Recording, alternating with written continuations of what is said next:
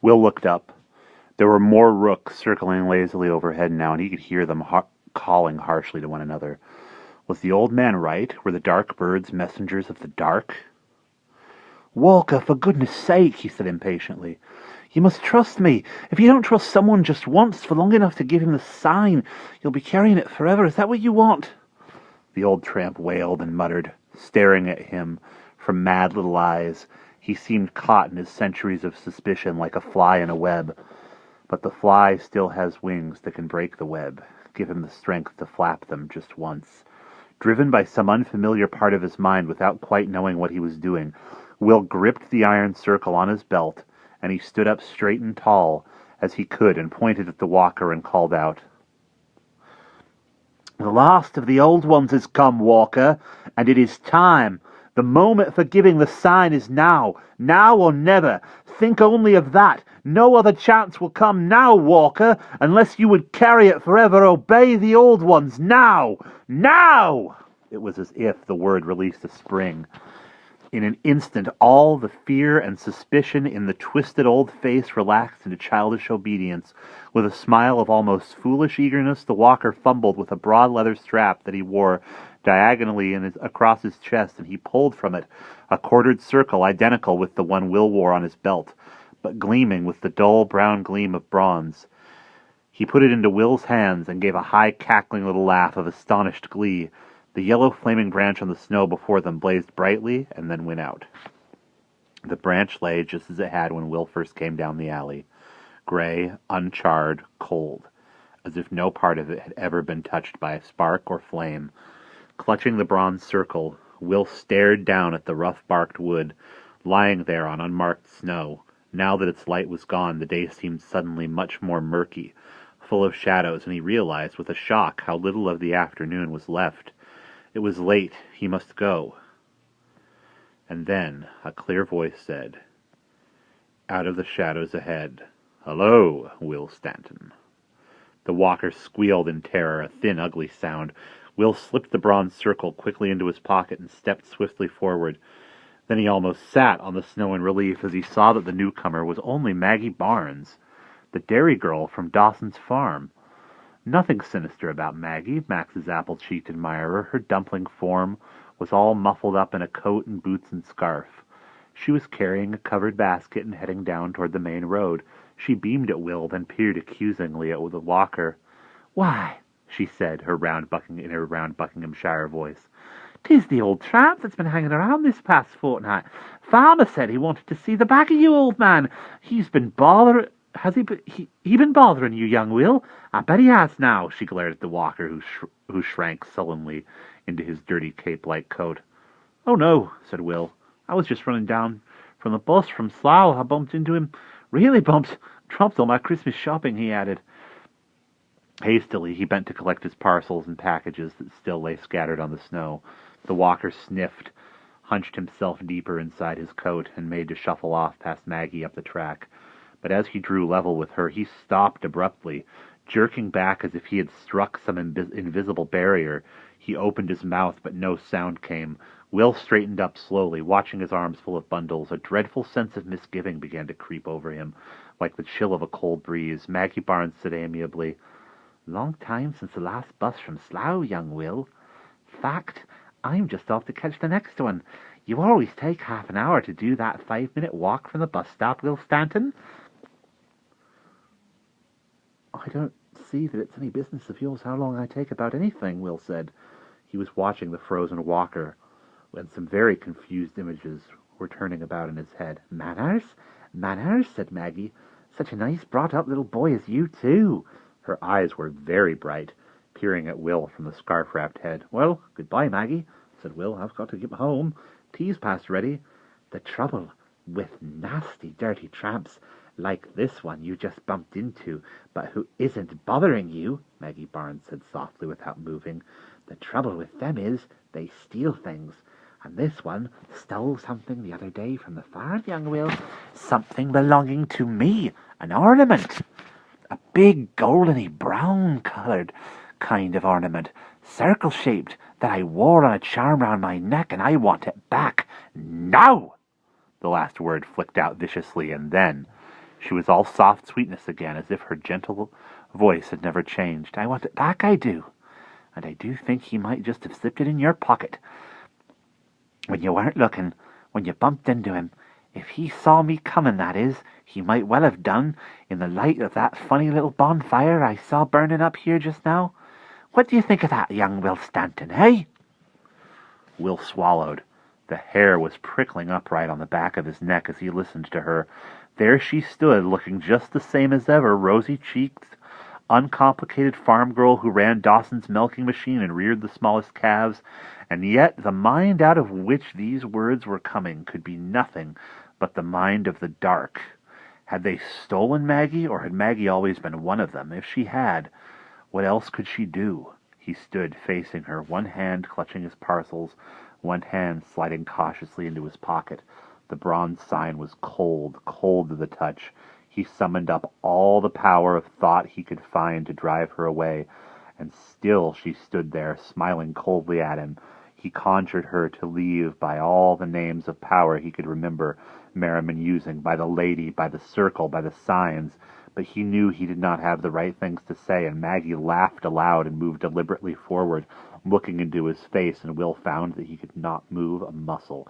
He was caught, frozen, just like the walker, fixed, immobile, in a position he could not alter by so much as an inch. He glared furiously at Maggie Barnes, in her smooth red scarf and demure black coat, as she calmly slipped her hand, passed it into his coat pocket, and drew out the bronze sign. She held it in front of his face, and then rapidly unbuttoned his coat, flicked his belt away from him, and threaded the bronze circle on it to stand next to the iron. "Hold up your trousers," she said mockingly. "Oh, dear, now you can't, can you? But then you don't really wear that belt to keep your trousers, do you? You wear it to keep this little decoration safe." Will noticed that she held the two signs as lightly as possible, and winced when she had to touch them with any firmness. The cold that was beating out of them must surely be burning her to the bone. He watched in utter despair. There was nothing he could do. All his effort and questioning was coming to an end before it had even properly begun, and there was nothing he could do. He wanted both to shout with rage and to weep, and then deep down something stirred in his mind. Some detail of memory flickered, but he could not catch it.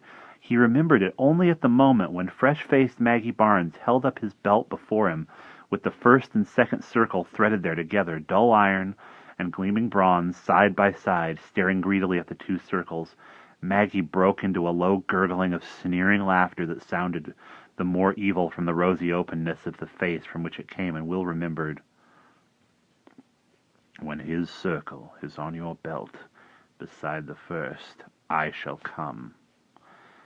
At that moment, fire leaped up out of the fallen elm tree branch that Will had briefly lighted before, and flames cracked down from nowhere in a circle, searing white light all around Maggie Barnes, a circle of light higher than her head.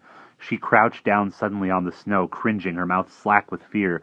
The belt with the two linked signs dropped out of her limp hand, and Merriman was there, tall in the long dark cloak, his face hidden in shadow by the enveloping hood. He was there at the side of the road just beyond the flaring circle and the cowering girl.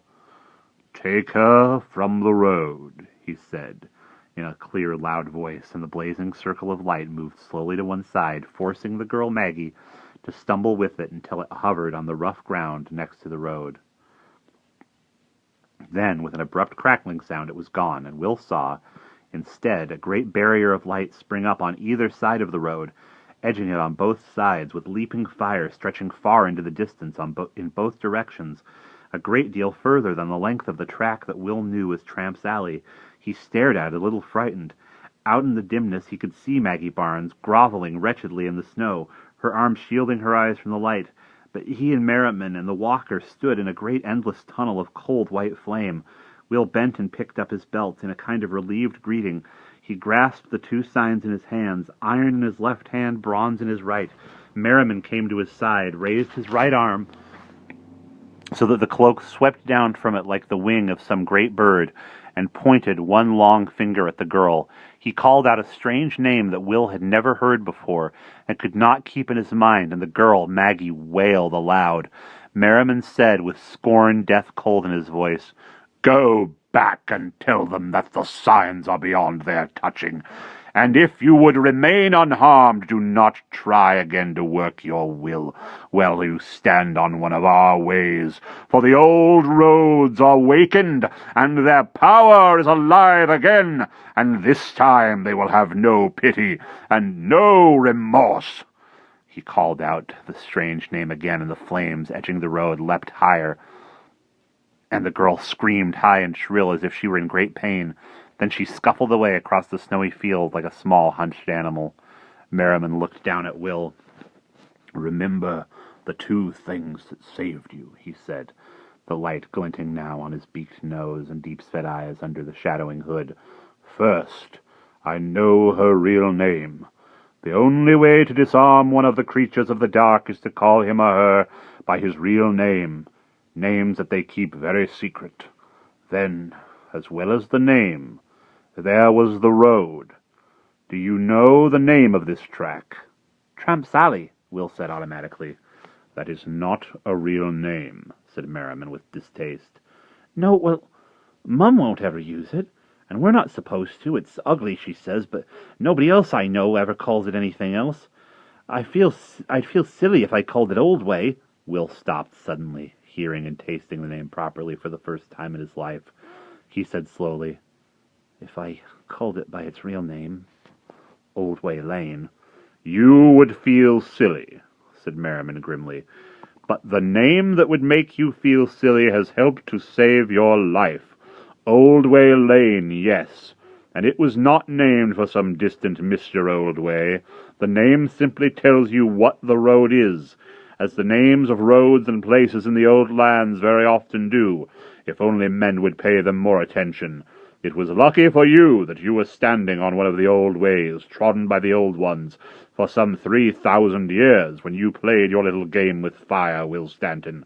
If you had been anywhere else, in your state of untrained power, you would have made yourself so vulnerable that all the things of the dark that are in this land would have been drawn toward you, as the witch girl was drawn by the birds.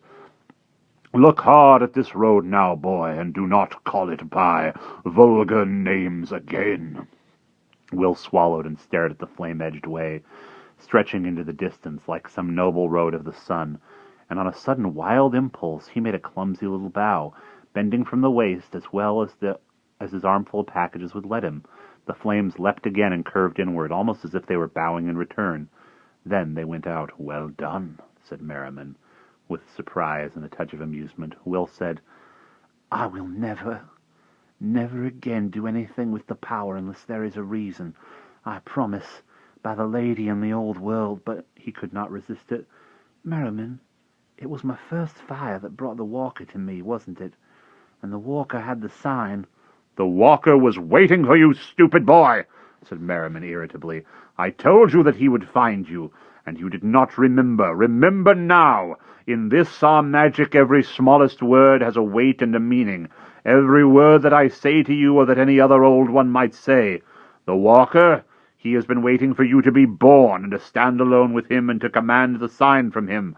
For past time you're imagining, you did that well, I will say. It was a problem to bring him to the point of giving the sign when the time came, poor soul.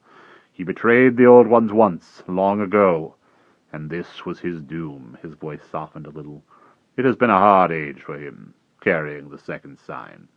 He has one more part in our work before he may rest, if he chooses, but that is not yet.